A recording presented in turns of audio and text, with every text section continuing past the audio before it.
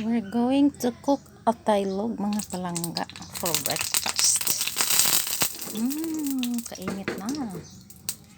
Dungan na lang nato ni ahos and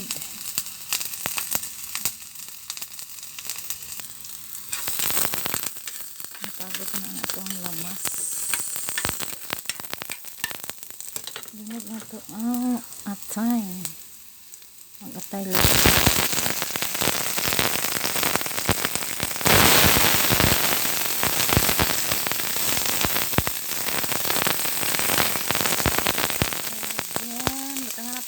Ang vinegar dahil mga palangga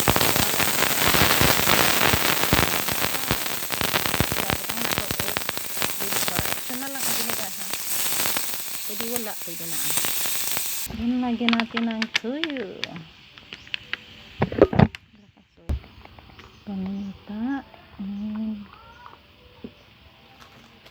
my favorite seasonings, ginisa mix.